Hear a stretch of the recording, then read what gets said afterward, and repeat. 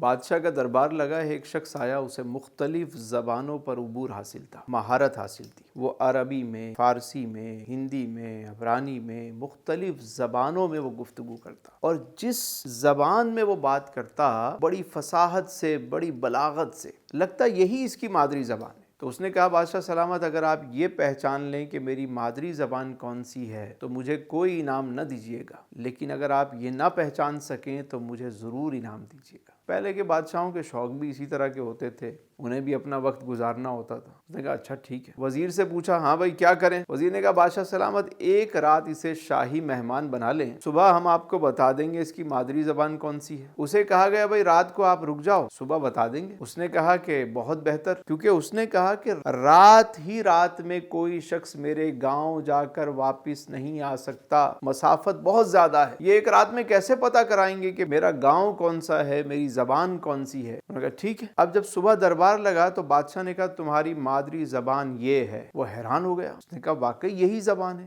لیکن بادشاہ سلامت آپ کو پتا کیسے چلا کہ یہ میری مادری زبان ہے؟ بادشاہ نے وزیر سے کہا بھائی بتاؤ۔ وزیر نے کہا کہ رات کو کیا ہوا تھا؟ اس نے کہا کچھ نہیں، مجھے اوپر والے فلور پہ رات کو ٹھہرایا گیا۔ بولا پھر کیا ہوا؟ کہا میں سو رہا تھا۔ پھر کیا ہوا؟ کہا رات کا کوئی پہر تھا، کسی نے دروازے پہ دستک دی، میں نے دروازہ کھولا، باہر کوئی نہیں تھا۔ وزیر نے کہا پھر کیا ہوا؟ کہا کسی نے مجھے پیچھے سے دھکا دے دیا۔ بولا پھر کیا ہوا؟ کہا میں گرا اور میں نے گالیاں بکنا شروع کی۔ کہا وہ جو تم نے گالیاں بکی تھی نا، وہی تمہاری مادری زبان تھی، کیونکہ جب انسان گرتا ہے اپنی اصلیت پر آ جاتا ہے۔ سیانے کہتے ہیں کبھی کسی کو چیک کرنا ہو تو اسے کبھی کبھی سیٹ سے ہٹا کر بٹھاؤ تو پتہ لگ جائے گا کہ یہ جو آپ کے اتنے قصیدے پڑھتا ہے، اتنی بڑی بڑی آپ کے بارے میں باتیں کرتا ہے، یہ اپنے دل میں آپ کے بارے میں کیا رکھتا ہے۔ لہذا جب بھی کسی کی عزت کریں، ہمیشہ کریں، چاہے آپ سیٹ پہ رہیں یا آپ نہ رہیں۔